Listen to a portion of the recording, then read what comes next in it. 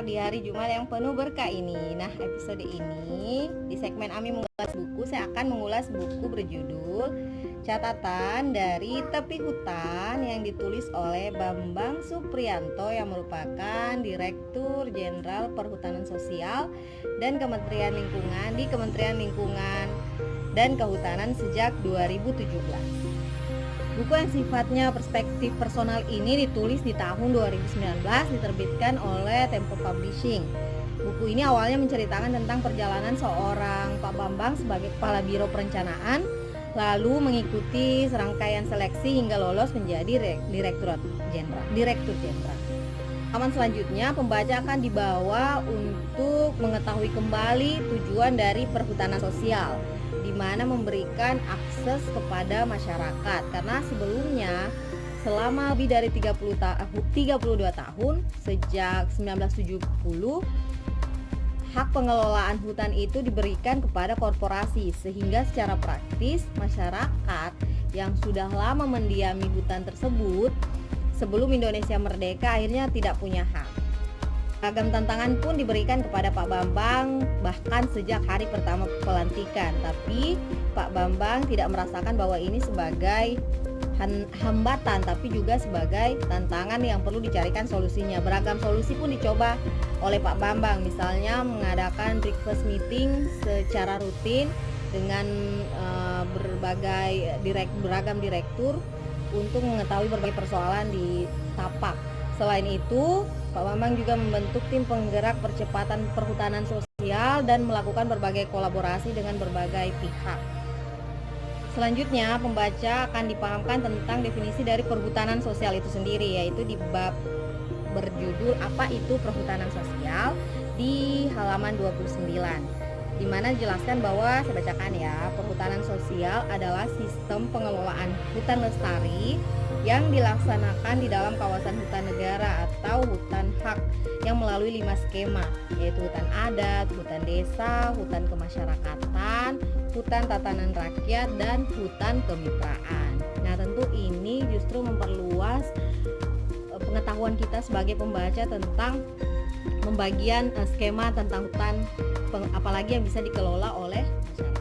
Kemudian akhirnya saya pun merasa dibawa nih sebagai pembaca di bagian inti yang ingin saya baca. Ketika melihat judul ini, Catatan dari Tepi Hutan, saya langsung ambil karena saya berpikir bahwa isinya adalah tentang cerita-cerita atau praktik baik pengelolaan hutan yang ada di negeri ini. Dan ternyata itu setelah melalui beberapa tulisan atau beberapa bab. Nah, kemudian disitulah saya mulai membaca beberapa praktik tentang kesuksesan pengelolaan hutan sosial berpadu dengan keberlangsungan ekonomi. Misalnya di daerah Gunung Halimun Salak, nama itu Kampung Sukagali.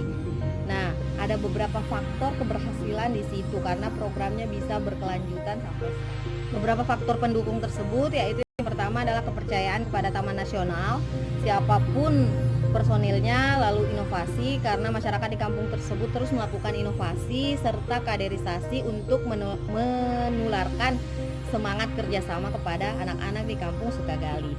Selain itu, kita sebagai pembaca akan dibawa melihat praktik-praktik cerdas lainnya seperti di Wakatobi, Sulawesi Tenggara, lalu di beberapa daerah perkampungan nagari di Sumatera Barat, serta melihat bagaimana kearifan lokal tumbuh melestarikan hutan di daerah Matua Rajang, Sulawesi Selatan.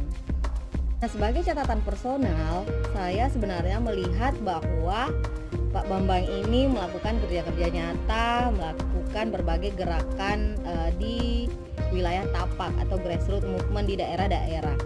Sayangnya ini karena hanya beberapa segelintir dari jenis beragam 5.000-an hutan, kalau nggak salah, saya pernah baca di Forest Digest. Ini masih sangat sedikit sehingga besar harapan saya akan ada buku-buku selanjutnya dari Pak Bambang ataupun para pemerhati hutan di negeri ini. Nah, yang kedua, selain memberikan banyak manfaat, banyak juga gambaran melalui foto-foto atau dokumentasi yang ada di gambar ini, sehingga buku ini terkesan lebih colorful menurut saya dan cukup nyaman sebagai pembaca untuk menyelesaikan buku ini sampai akhir.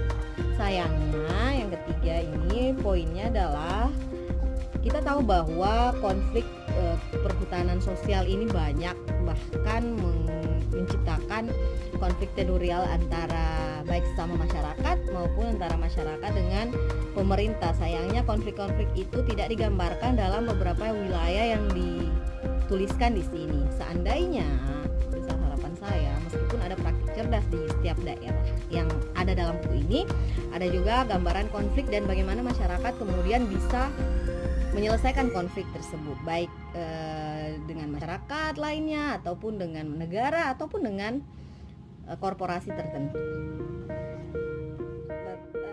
Anyway, buku ini bisa memberikan insight juga buat kita bagaimana pengelolaan hutan, dan tadi tentu perbedaan skema keberadaan hutan serta pentingnya pengelolaan perhutanan sosial yang benar. Jadi buku ini sebenarnya tidak hanya cocok dibaca oleh para aktivis, tapi paling cocok dibaca oleh para pemangku kebijakan, sehingga dalam menelurkan kebijakan-kebijakan bisa melihat bahwa sebenarnya dalam pengelolaan sosial itu pengelolaan hutan sosial itu kearifan lokal masyarakat setempat adalah kunci. Sekian dari saya. Semoga pesan kali ini bermanfaat dan sampai jumpa di segmen Ami Mengulas Buku episode Jumat depan. Sampai jumpa.